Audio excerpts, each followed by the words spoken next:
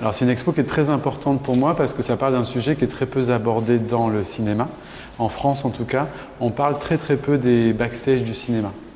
Donc, alors que moi c'est un travail que j'adore sur un plateau de cinéma, c'est-à-dire que mon métier consiste à faire des photos pendant les prises, c'est-à-dire que des photos qui vont servir à promouvoir le film, mais mon métier il est aussi là pour parler de l'histoire du cinéma.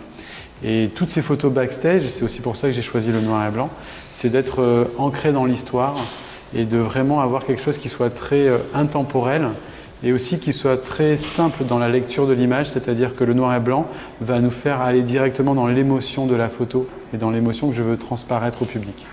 Et je suis heureux qu'on en fasse une exposition parce que ces photos on ne les voit pas. Vous avez vraiment des photos exclusives que personne n'a vues, notamment sur Astérix Obélix. Ils ont sorti quasiment aucune photo backstage. Donc je suis heureux que ces photos plaisent au public et soient montrées au public.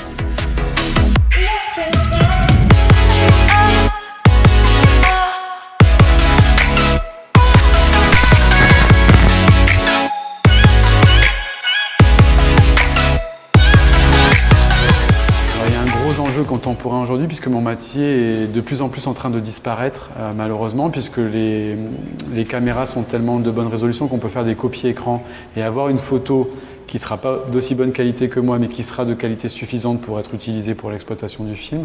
Donc je pense que tout l'enjeu qu'on va avoir dans les années à venir et toute la nouvelle génération de photographes qui va arriver, toute la jeunesse qui va arriver, c'est de dire nous, photographes, on amène quelque chose au film. C'est-à-dire que quand vous regardez un photogramme, moi, quand je suis sur le plateau, regardez mes photos, elles sont totalement différentes. Donc, il faut vraiment faire comprendre aux gens qu'un metteur en scène travaille en 24 images secondes avec une caméra qui bouge. Moi, je travaille avec des images arrêtées et je travaille avec un œil qui est totalement différent du metteur en scène parce que je pense déjà à la promotion du film et je pense aussi à l'histoire du cinéma. Donc ce métier, si on veut qu'il reste, je pense qu'il va falloir de grands créateurs, de très bons photographes aussi, pour renouveler un petit peu ce métier et dire aux gens, allez au cinéma, l'expérience du cinéma est très forte. Et je pense qu'un des challenges aussi, c'est de dire à la jeunesse aujourd'hui, qui regarde des films sur des téléphones portables, allez au cinéma, allez voir ces films.